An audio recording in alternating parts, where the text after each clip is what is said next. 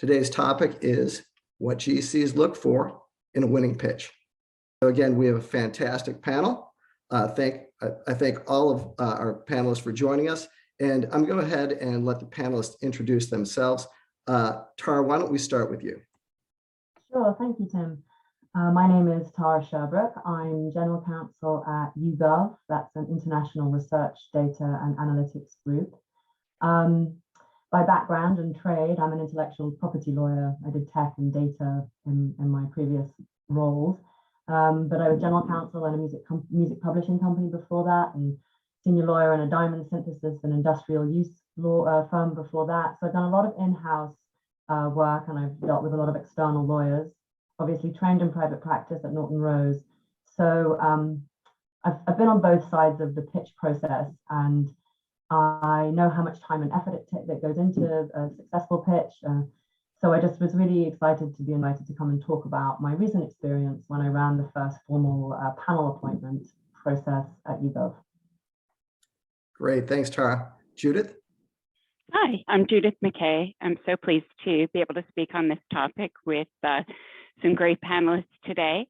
I'm the Chief Client and Innovation Officer at McCarthy Tétrault, which is the Canadian national law firm.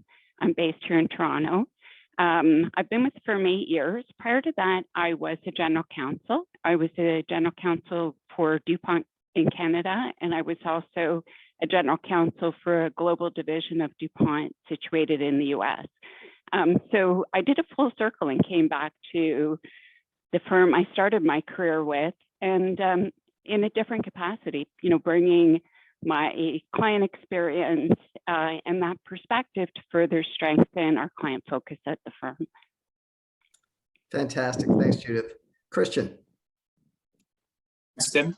My name is Christian Fay. I'm an Associate General Counsel for EMEA and APAC at a company called Ankara, which is a global consultancy business. Like I also started in private practice. I was in there private practice for 10 years before I moved in-house. I spent 5 years at a satellite communications company in Inmarsat, and I've been at Ankara for just under a year now. Whilst at private practice, I worked on a number of pitches, so it was for specific transaction advisory work panel basis. And I think by the end of it, I thought we had a pretty good process and pretty good understanding of what our clients wanted. And what's really been interesting is being on the other side and being in-house. And actually, it's not so much about what we're trying to sell from the business. It's from a client's perspective, saying, well, look, this is what I want to see. And it's, I kind of wish I had that knowledge now when I was in private practice. So I find the topic very interesting too. Right, so here's your chance, everybody. Again, you have our GC's super qualified panel. They've seen both sides of it. Go ahead and put your questions in the Q&A chat. We'll get to them later. So before we actually start with the conversation, we're going to have you do a quick poll, if you would. So we're going to put the poll on. I don't know if you can. There it is. It's popped up. So this is anonymous, by the way. And we got these questions from a pitch management report, which we issued for top 100 UK firms around the pitch and proposal process. By the way, if you want that pitch management report, go to our website and register for it. FYI, we are also conducting right now a North American pitch management report. So we're asking similar questions. Please, we'd love it if you participate. Again, reach out to us or go to our website. We're going to do really cool things like then publish sector analysis, publish UK versus North America, things like that. So anyways, one of the questions that we ask, and the question we're asking this poll is, so what do you think is the most important for GCs in a pitch? Is it experience and capabilities, look and feel the document, the team involved, ESG and D&I, which is huge lately? Is it the price? Or is it speaking to the client's specific needs? So go ahead and enter that. Again, anonymous. We will be discussing that though. And the second question is, we know a lot, ESG and D&I, it's a huge thing right now. We saw in our pitch management report that this has really gone from just a checkbox to corporations want to know what specifically you are doing around this. But we kind of wonder, are are some firms kind of fudging their numbers? Do you think that the firms are honest about this? So give us your opinion. All right, we'll give you a second to do that. We can't vote. I know what my votes would be, but then again, I've asked the questions before. Okay, let's go ahead and get into our topic. Let's start with the pitch itself and really we're on the first poll questions. What are the components of a pitch? How important is the proposal or pitch document in the process? And maybe we want to mention some must-haves or don't do's. So I'm sure everybody's got an opinion, but Tara, why don't we start with you? If I can get myself off mute, one of the not do's. So I think I certainly look at the whole process as a holistic process. It's a little bit, the minute that you make that first introduction, that first impression, it's not just the pitch document. But of course, the pitch document is the thing that we focus on because that's very tangible and that is complete. And it's a real opportunity to include your expression of who you are as a company, who you are as a law firm, and how you're going to partner. For me, I was looking for a trusted legal advisor. I was looking for a panel firm, so all full service, full geographical representation. I need a firm with the same footprint as my firm. Please excuse my cat sneezing in the background. Zoom webinars. Yeah, so looking at the whole process holistically and making sure that you're looking at it from a panel perspective as this is two firms coming together and working together on more than one deal. So as much as I want to see that you've got certain specific expertise, it's bigger than just on a deal by deal panel approach, deal by deal approach, pitch approach. And so thinking really like, what is it that your client wants? What is it that your client needs? And what is it that you can do to fill that gap? Be creative. If you haven't got a specific one-on-one match, what is it that you could offer instead? It may be something that client hasn't even thought they needed. Great answers. Judith, any thoughts?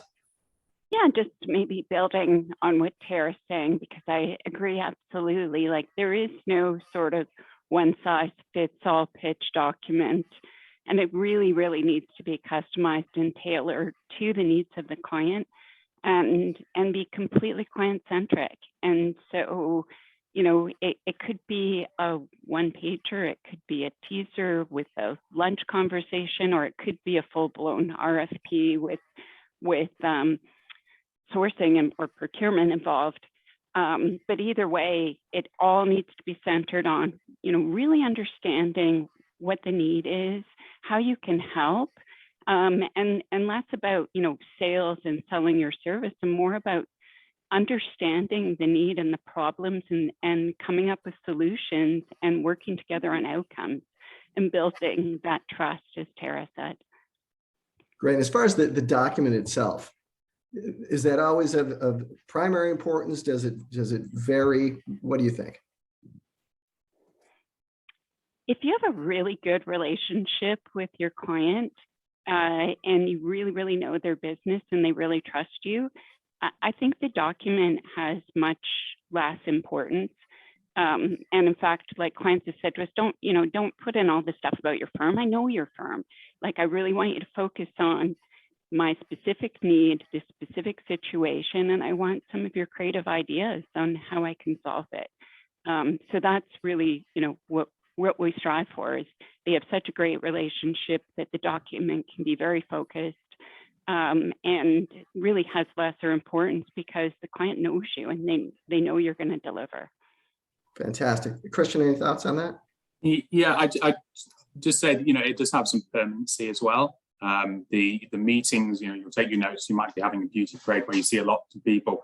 You will be going back to that document. It might be sitting on the lawyer's desk for a long time. It might be shared with others, and that might be their only perception of the firm. So it needs to be professional. It needs to look good. It needs to have the right kind of stuff in there. But what goes in there comes back to what you've discussed with the client. So if you're, I've asked for law firms before, have you got a general information just so I can share it around. That just needs to be high level. I'm not looking to go into too much stuff in any particular areas. It might just be like, this is a good law firm, I've worked on this area, here's a bit of work they've done. Or it might be something where it's a transaction where I need to really go really deep into the detail of the skill sets, the team. And if you're going to be working with them for 6 months or more, day in, day out, you know, the things that come to the front of that is much different from the first example. And then to Tara's point, a panel one, I mean, that's, you know, you might be working with this firm for up to 3 years. It's the same thing on the transaction, but they're both important, but they're looking for slightly different things. So always take on board always reach out for a start. I think if you're sending over something, you know, it's more likely to go into the bottom drawer for not being that relevant if you haven't had that discussion, and probably requires a couple of different pitch formats for the audience and the type of deal. Yeah, so fantastic advice there. All right, so those are some of the things that you really need to focus on.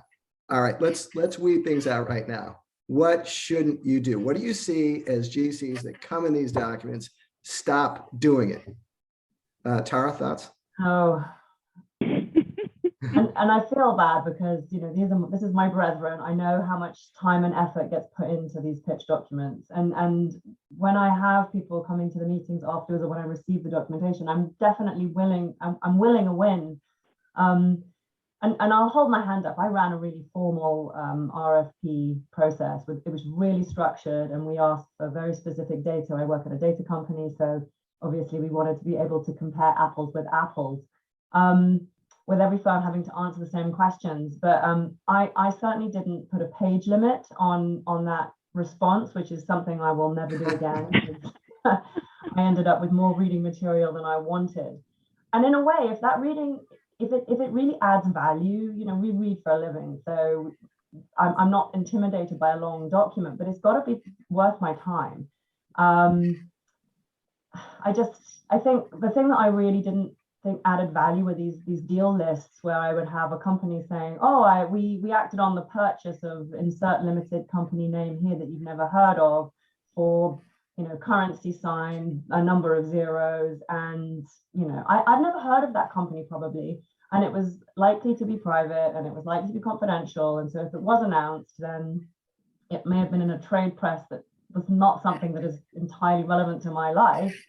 Don't tell me that you did a deal. Tell me how you made your client look good during that deal. Tell me how you rescued it at the last minute from being delayed and the board approval, you know, needing to be got again. I mean, tell me how you like added that sort of level of value, that sort of external advice. How did you oil the process so that it moved more smoothly? How were you pragmatic when dealing with the lawyers on the other side rather than getting into some sort of contest about who could be right about some, you know, point of academic law? That's really what I want to know. And the pitch documents with the deal lists don't tell me that. When we hire juniors, when I hire juniors, I look at a skills and a competency-based CV. I don't ask for the deals they sat in a room with. So I would say really, like, you know, sell your skills. Don't tell me you've done a number of deals. That would be my big feedback point. Right. And we'll talk more about content and personnel in a moment, because I know that that's very important to all of you. But Judith, what should these firms stop doing in their pitches and proposals? Yeah, well, I think first and foremost, stop making it all about you and make it all about the client. And, you know, when I was a GC, that's what set firms apart for me was, you know, they would send me their pitch document. It'd be all about them. Then we'd have our, you know, in-person meeting. They would go on and on and on about how great they were. And it was the firm that came that was curious about me and my company, did their homework, brought some insights, had some ideas, and we had a conversation. And their pitch documents were very readable and easy to navigate and tailored. Those were the firms that got the work, and they stood out. And there weren't that many of them who really were good at that. But that, you know, and then to Tara's point about the length, like it does depend on the context. Sometimes the client needs a lot of information, but it's how you present it. Like, you know, avoid putting yourself in the shoes. What if I had to read this and make a decision of who I was going to hire. Like, do I really want to read reams and reams of prose in these long run-on sentences that are repetitive and it's not structured in an organized way with the most important stuff on page 20? Like, no. So, you know, putting yourself in a very busy person's shoes of how do you efficiently deliver exactly the information they need and no more is really the thought process that anyone preparing a pitch needs to do. Right. So pare it down, get to the value.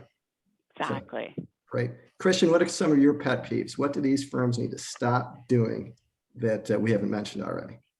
Yeah, the main one I put down is to stop telling me what they think I need to know. So it's my problem that I'm trying to get a solution for. So I'm trying to, and look, this isn't, there's no wars here. Like this is something we want law firms to do well. There's investment from both sides. The time it takes to prepare for this, put everything out there, go through the process. It takes time on both sides, and we know that. And ultimately, no one, it's the same in any sourcing relationship. You want someone who you got to work with, you want the best outcome for both parties, right? And to do that, it's look, I'm trying to put out there what my needs are, what I'm trying to gain from it, and I'm coming to an expert to try and help shape that. So it needs to be kind of open, the pitch document, not closed and say, right, this is how we do it for others, this is how we'll do it for you. And things. It's just it's not a huge amount of. It's not going to break the deal. It just isn't quite what clients are looking for. Got it. Great advice. So something that everybody wonders about now is price. So when it comes down to price, where does that weigh in factoring who you choose as a partner? So Christian, I'll let you go first since you found last. Yeah, it's still key. It's absolutely key. We've all got budgets which we need to work to, and legal is an interesting one because our budgets aren't necessarily constrained. We don't say, right, this is what we got to do and stitch up. The work that comes in depends what the business does a lot of the time. So there is flex there, but it is an important one. We have to keep control of costs. We have to be prudent. And we have to show to the business where we're saving money. So it is important. However, if the work that we get through isn't the best work, or it doesn't get us where we need to, if we don't hit timelines because they've not resourced it properly, or we've gone through too small a team, or they're not getting the real commercial points we're trying to get across the line, that weighs just in as much as the other. So I'd say, there's already arbitrage between the law firms on fees. So there is a big variation depending on what firms you're going to for what types of work. But in-house counsel know what the fees are. They also are a very close-knit community, and they talk to each other. So we know what kind of pricing and deals and stuff are out there. But it's so there's often not huge shocks that come through. The rest of it, we would like to see flexibility on price, I think, and a bit of innovation, a bit of options around there. So not just the rack rates, it's other kind of innovative options that we can look at doing, and flexibility depending on the work. Fantastic. Judith, what do you think about price? Is it something similar? Absolutely. I agree with everything Christian's saying. That having been a GC, like you have a budget, you've got accountability for being seen as a good financial manager. There is a tendency, though, to focus on rates, and to Christian's point, you have to look at the big picture too, to say, what's our risk appetite? What outcome do we want? And how do we manage that? And also, is the firm willing to look at some sort of value-based type arrangement? How good are they at project managing my costs and communicating where we're at? Because I found when I was in-house, the biggest thing was predictability and managing the expectations of the executive team. The worst thing is when someone comes flying in with, a bill that's twice what I thought it was going to be, because then it blows back on you to say, hey, don't you know how to manage your vendors? So, so it goes back to what Tara was talking about earlier about trust, and so I think trust and value and flexibility and innovation are really important factors. Yeah, Tara, you had mentioned that before. So anything to add to that? And another question we kind of talked about is how much does procurement get involved and kind of try to twist your arms with all things being equal? I'm very lucky. I control my budget. I don't have to, I'm not answerable to the procurement team for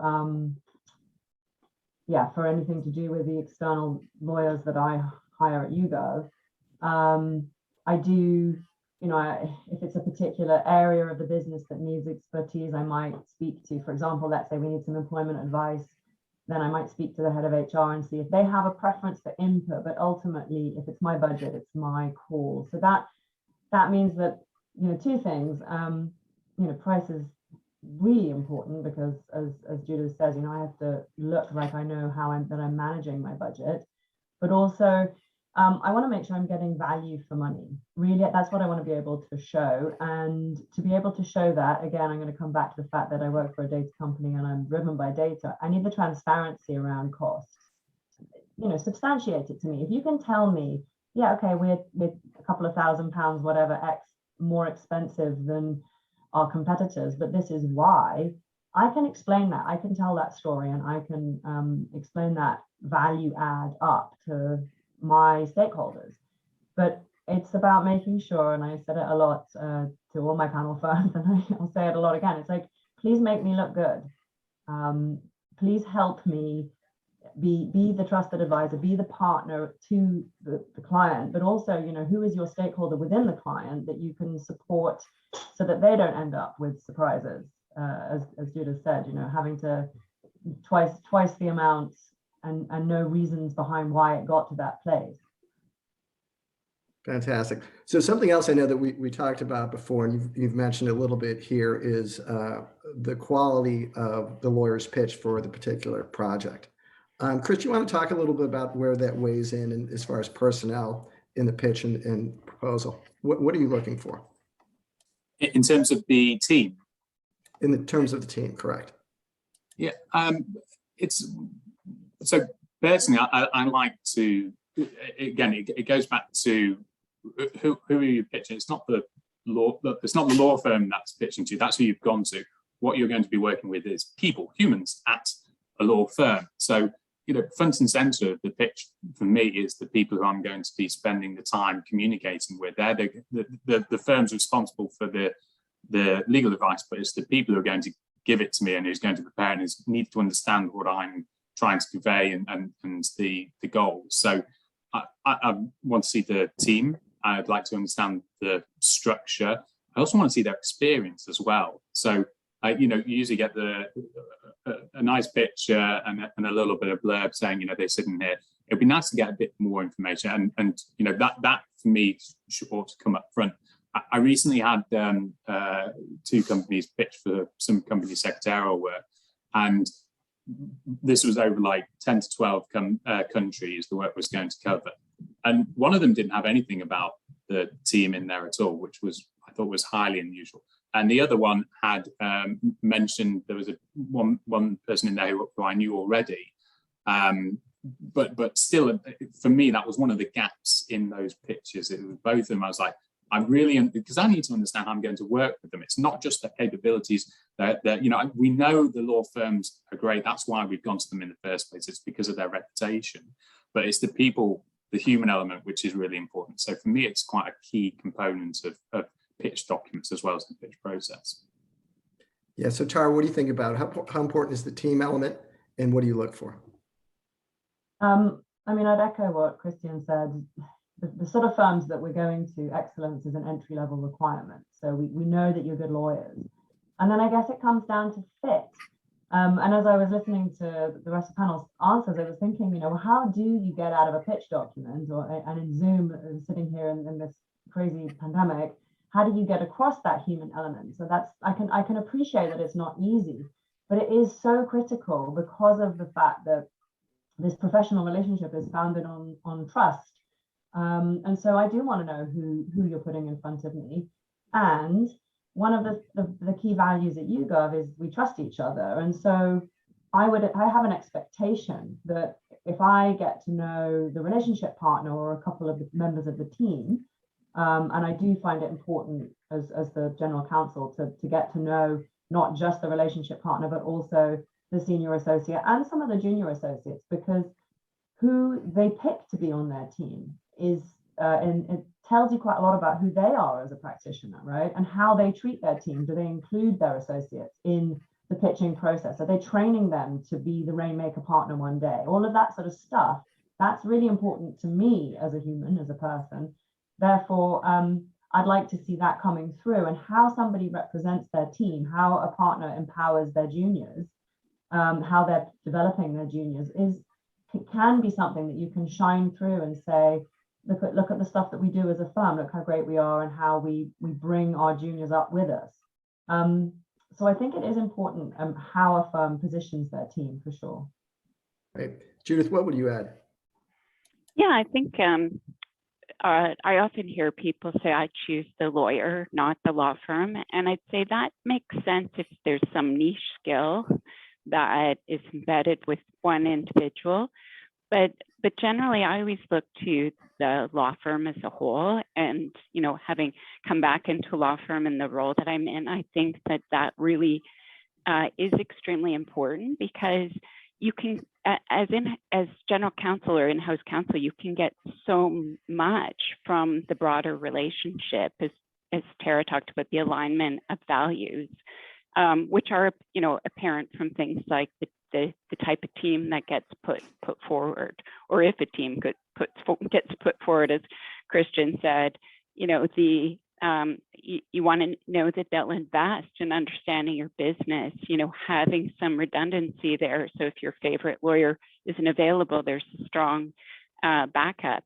And you want, and legal issues these days are not sort of just, maybe occasionally it's one sort of small, narrow area one advice on, but generally, like things like COVID, some of the issues are so complex, and ESG is very, very complex, and you need a team of experts, and you need to know that they can collaborate and work seamlessly together against solutions. And, that I think is becoming more and more important. So, and then the other piece is, law firms like mine, we want to invest in the people, because this is a people business, it's a relationship business, and we can, help with in-house counsel's careers, like with their profile building in the market and being on panels, writing papers, winning awards, etc. Like it having that trusted collaboration can have benefits even,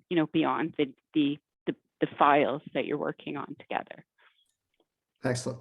Well, speaking of people, we see a lot now about diversity and inclusion, ESG. What role is that playing right now in who you choose and how you go about finding partners? Tara, will you field that one for us first? Absolutely. I mean, this is very dear to my heart personally. I think it's essential that now that I'm in a leadership role in the legal profession, it doesn't matter whether I'm working at YouGov, whether I'm in firm X or company Y. As a profession, we have a duty to drive positive change. And now that I have a platform and now that I have a budget, I absolutely am going to spend it with firms who share my values, not just on diversity, equality, and inclusion, on everything.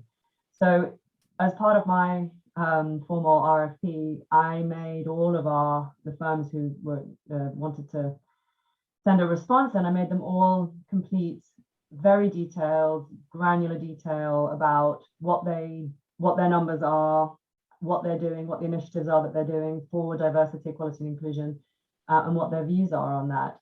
I think it has to be a data-driven conversation, because if we're going to move the needle in diversity, equality, and inclusion, we need to start being able to see where we stand as a profession, what we are, who are we hiring, who are we retaining, and so then we can start to ask some maybe quite difficult questions about, well, why aren't we doing more, and why aren't we doing better, and why isn't the situation changing more quickly? But without that underlying data, we can't have a conversation that is going to be able to drive the change that I believe we all want to see. I certainly want to see. It was actually the key point, talking point for all of the follow-up when we shortlisted a number of firms. The key talking point, I think we shortlisted 10 firms, maybe 9 firms. We spent about an hour talking about what the firms are doing.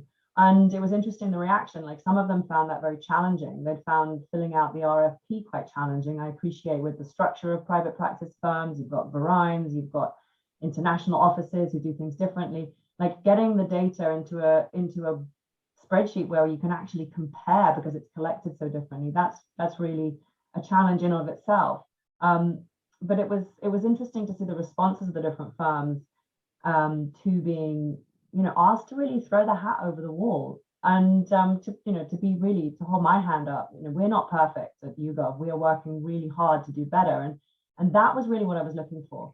I'm not looking for a law firm to make sure that on the deal team for every deal there's X number of each underrepresented cohort. That's contrived. I definitely want the best lawyers. I think it's also insulting to people who are in those cohorts that you're almost on the team as some form of tokenism.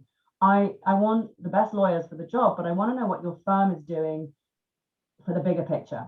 I want to work for a firm or with a law firm who's actually thinking about the bigger picture. I mean, that's a great growth mindset to have on my team to partner with. So that's really what I'm looking for. Don't tell me that you've got the right tick boxes of people on my deal. Tell me the initiatives that you're doing for your firm and for the profession and for the world. Excellent. Good stuff. Judith, that's a tough act to follow on that question. Absolutely. But I do agree that the big picture of what, firms can be agents for change in diversity and inclusion. I know with my firm's case, we hired the first dedicated chief inclusion officer a few years ago. And we've really seen huge strides in our culture and of inclusion. So I think on the big picture, absolutely, that's very important. I think it's both too. Like I certainly understand general counsel's having been one that, your fiduciary duty is first and foremost. You need to provide the best expertise and the best teams for your matters. Having said that, I think there is sort of the unconscious bias to deal with that we may naturally assume that best means white male. And the challenge might be you don't know the other people in the firm. So I do think there's a real opportunity for collaboration amongst clients and law firms to say, let's look at who's working on your files today. Can we start introducing more lawyers with diverse backgrounds that you can get to know, maybe put them on something where you can test their skills without, a lot of risk, get comfortable, build that trust, so that over time your teams become much more diverse and actually together work on a succession plan to get there, with an open and honest dialogue. I think that's, that could be very, very powerful in the careers and futures of diverse lawyers in law firms, to get that sort of chance, that opportunity in a collaborative way. Fantastic. Christian, how does Ankura consider this? So, what we're asking from law firms is what all of us at other companies are doing. I don't think law firms are a bit slow on the uptake. We get a lot of information from the Law Society and others around the problem. So none of these are like, unknown topics, right? What is interesting is how they're being, the agenda is being pushed by the in-house community. And I think it's a great thing. So as I mentioned before, the in-house communities, they're well connected and they're very active. It's also grown significantly in a short period of time. It's now 3 times the size it was 20 years ago, and about a quarter of all UK lawyers work in-house. And that's the customer base, and they're expecting more from their legal services providers. The companies that we work at, these are key topics, they are important ones, and they should be for law firms too. What is really interesting is how that comes into the pitch process. Tim, I think you mentioned before that the and BT, who won't reappoint law firms if their bar doesn't hit certain requirements. I've seen other firms saying they would dock fees if they don't get similar. So quite big changes for law firms to have to really start moving the dial a lot quicker. I've seen some law firms in the picture saying you need to sign up to the Law Society's diversity and inclusion charter, but it's not just a tick box. They'll be following up with the math. And clients are asking for a lot more. They want the information, want the stats, the proof, and they're going to follow it through because they're doing it internally, and it gets flowed down through the supply chain. And law firms are suppliers, as we are to our customers. It's going the whole way through the industry as it should be doing. So, the quicker firms are getting up on top of it and being open and honest and saying, look, they might not be there, and then we aren't ourselves. It's the same with all companies. It's a journey. Everyone's working hard, but we want to know that the people that we're working with take it seriously and are doing what they ought to be doing, and are honest with us about it. I've seen a question that's come in about whether diversity is more important than talent and experience, and it piqued my interest because I think it's quite definitely asked by a lawyer, maybe asked by a lawyer, because I don't think you can say that diversity, talent, and experience are all mutually exclusive things. So therefore, how can you say one is more important than another? I think what we're talking about here, what I'm certainly talking about here, is having a level playing field, making sure in your law firms that the way that work is allocated is transparent, that your associates all get a chance to work on your pitch documents. They'll get to see how that works because that's part of their career development if they want to be a partner. Don't always give it to the same person. Make sure that you're not, people are being included. Diversity just means different. It doesn't look at the equality concern and the inclusion concern. So I would really say focus on the verbs and not the nouns. And let's just bring everybody with us, because talent and experience is valuable too. But what's the table like? What's that deal like? What's that advisory team like? When you've got all of it in one place together, I think as a consumer, as a client, I'm getting the best I can get out of that law firm. Fantastic. All right. So we've had a ton of great questions come in. Thanks for addressing that one. So we'll get to some of the questions real quickly. Do you want to post that poll and see the results of the poll, and we'll also kind of see how that worked out? I don't know. There we go. So first question, what do you think is most important? Speaking to the client needs, and that's what our panel pretty much said, right? That's by far 58% thought that was the answer, and clearly our panel think that's important. Experience and capabilities, look and feel 7%, price 12%. That's kind of the way it came through in our UK pitch report. Panel, what do you think about those answers? Was the team involved option not working? It's just me. Am I the touchy-feely person in the group? Yeah. Am I the only person who's like stamping her feet about diversity and inclusion? I mean, there was another question that came about incumbent firms and on panels, and I didn't reappoint an incumbent firm, partly because of, it's not that they didn't have all the right stuff for the DE&I, but they just it didn't seem to be as important to them as it is to me. You've got to match with the value of the person. If you think that I'm going to pick the phone up and I've got 3 panel firms to choose from, I'm going to pick up the phone to the person who I want to speak to, because it's people first. And if we have a matching value, we're in a pandemic, we haven't been able to go for that cup of coffee. We maybe haven't been able to meet in person, face to face.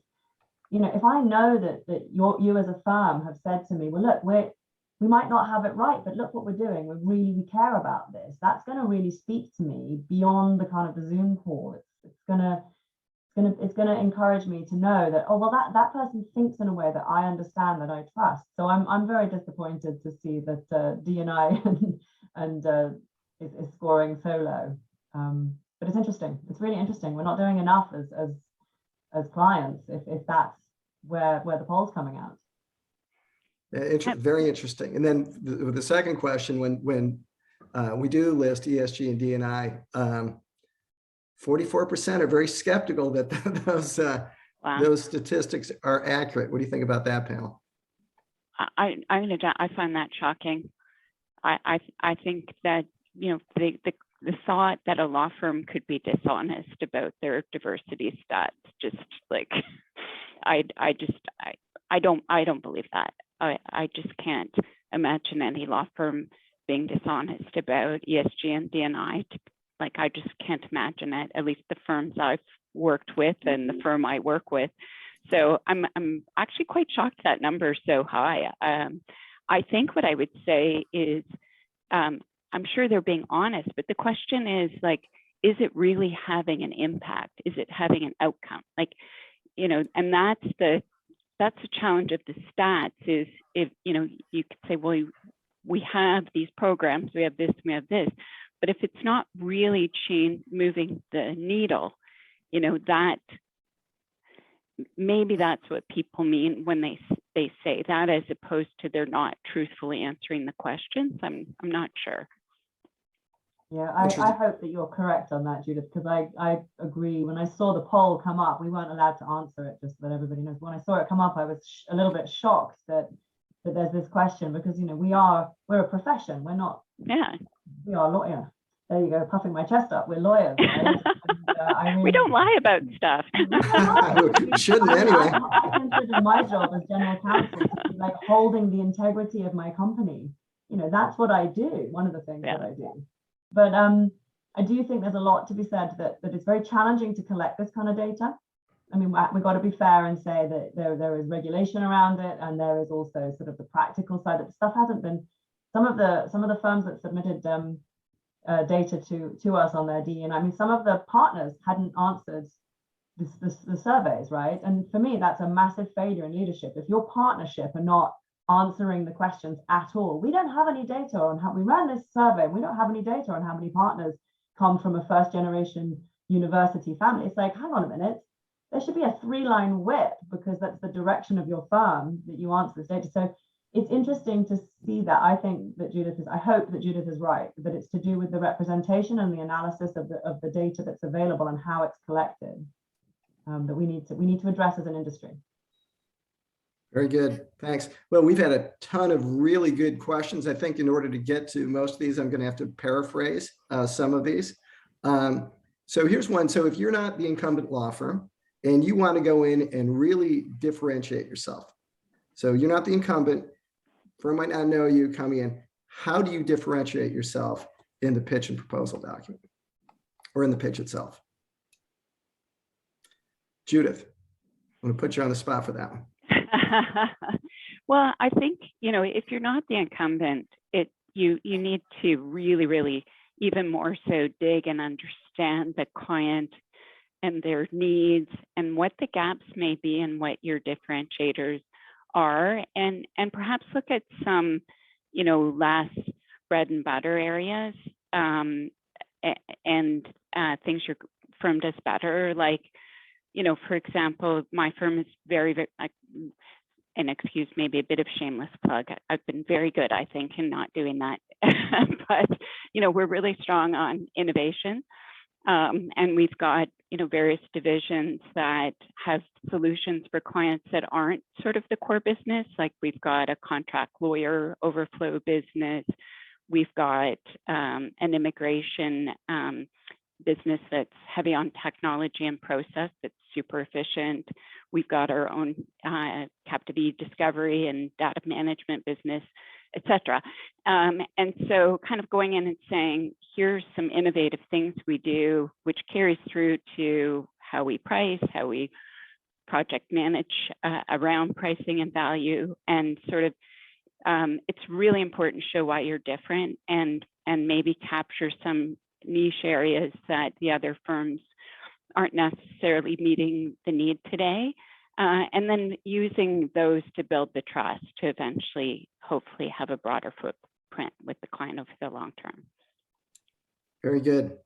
All right, so here's a couple different questions around the pitch document itself. Here's an interesting one where Sorry, Tim, I don't mean to get in, just on the last one, another thing I'd say is, if you're trying to get in there, show how you're going to invest in the relationship. So if you're not there and you don't know, it's like, how about a day's, about half a day, you know, time is precious, but come in and meet the team, sit down and say, look, show that you're going to, not as a challenge pool activity, but come in and really get to know the things that we're trying to do. What's our plan for the next year?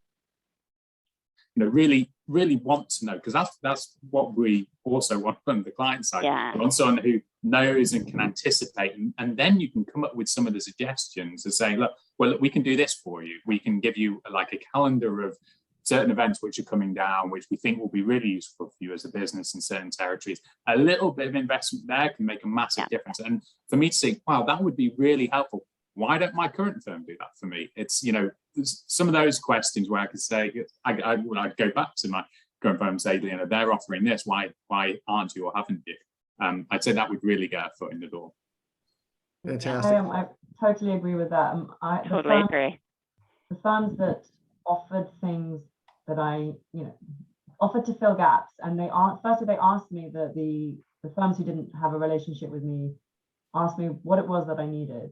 And some of them were very, you know, I think almost too forward for an English person, but you know, they said, you don't know me, you don't know my firm. I believe that we're fantastic. I'm going to give you X thousand pounds of free advice. I want you to try before you buy. And I was really like impressed by that. Now it may not work. We were looking at a panel, not at a deal, so it's different. It's a different investment level, I think. But if law firms have got 1 million associates and it's in a pandemic and you need to find work for people, have them developing, even if it's on your ticket, and doing something that looks good for a client or that adds value to the client, because that relationship is an investment. And that stuff like that really stood out for me. Absolutely. Yeah, we've done things like policy reviews or process reviews, you know, for free of charge, just, you know, at the high level, just to spot any issues and get to know the business better. Those kind of reviews are really helpful to get the macro picture. Another good one. Sorry, Judith. Go ahead. No, I was just thinking about a really good associate that we had who was seconded to us for a couple of months at the start of a relationship. And, you know, that pays dividends. I'm still calling these, moving to a different firm. I'm going to follow him there because he's great. And I wouldn't have known how good he was if he wasn't working with us for a while. And it shows it is an investment. You know, we obviously got to a place on the price, but that's the kind of thing. And also I've seen a comment come up about, you know, how we got less time to do these pitches. This is sort of when we go back to the whole end-to-end process. If you get the relationship right and the work right, you'll keep getting the work. You won't have to keep on pitching to new companies, which will do, but you can be more targeted because the relationship works and the work keeps coming through because you've invested in the relationship at all stages. So, you know, you can save yourself some time further down the road by getting it right and getting the working relationship on the right track. Fantastic. So related to that, so in our pitch management report, we saw that firms are being asked for more and more responses out there. So one of the questions is, what do you think, and we talked about these tailored responses. So what do you think is an appropriate time frame to develop a proper response to something tailored to your need? How much time are you giving these firms? What do you think is an appropriate amount of time? I guess it depends. If it's a panel pitch like I was doing, then we had a longer process because we didn't have any kind of deal deadline timeframe. When you got a transaction, if I'm going a couple of firms to see on, basically it's going to come down to price and whether or not they can field the right team in the time frame that for my deal, then it's going to be more time pressured. I don't expect a transaction, a smaller transaction pitch to be quite so detailed as something for a longer term relationship. And when we say tailored, I don't need them to have, you know, read that we changed our website in 2015. It doesn't have to be to that level of detail. You know what our values are, know what the industry is that we work in. I work for YouGov. we have gov in our title, and the biggest mistake that people make is they assume that we're a government organization. That's not what we. So it's like, don't make assumptions. Go and do a little bit of reading. But the last annual report of any company, or the last, if there's an investor, if that's available, or there'll be something that's available on the company's website. And that shouldn't take so long that it's impossible. So have a look at what you're defining as tailoring. I would challenge, because if you're spending so much time, it's disproportionate, then that's probably something you're doing wrong in the pitch process. Excellent. Kind of similarly related, we talked about having these tailored proposals. So there are some questions around, should we include a long list of representative experience? Do you want just the meat there? Should you include all the information, or should you, about the lawyers, you should point them out to their bios on a website? What are your thoughts there? Christian, you want to take that? Yeah. So what was the first one? Because I had pointed the first one is, should we have a long list of representative the reference, the experience, sorry, yeah. So when I mentioned having a look at these two pitches I had before, one of them had four examples in it. And I was like, that's fine. I already know they're a good firm and they operate in the space. I don't really need more than 4 examples. To Tara's point earlier, a long list of deals it doesn't mean you've done a lot of deals. Did you do them well? Can you drill down into that example and say what out of that example is really useful for me as a client? Again, bringing it back to the client, making it client-centric. So where did you show some innovation? Where did you make some real gains? Where was it stand out for the client for the following reasons? That gives me a lot more information than saying we worked on a £1 billion transaction and we did it in X weeks and drilled the associates into the ground. And I'm joking there, but just think of it. Put yourselves in the client's shoes and why the experience there would be useful and what they'd get out of it. Yeah, I think when we were talking about this before, Judith, and I think you said again today, is make it easy for the client. Make it easy for the client. So the easier, the better. What would you add to that? Yeah, well, I think Christian and Tara really said it all. I mean, it's very situational. What does, and if the process allows, ask the client, like, how do you want the experience information presented? Are you want something broader, or do you want us to really focus in on those things that are most relevant? I think they'll probably answer the latter. If you have that opportunity, if you don't, looking at the situation, like how well does the client know us? Maybe need more if it's a brand new relationship.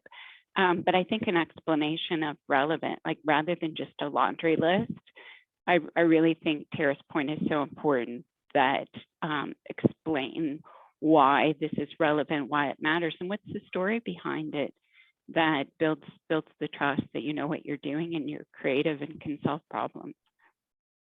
There was a question about pitching for work and using, almost, it says choosing to submit 2 versions of a pitch. 2 versions, right? One was shorter.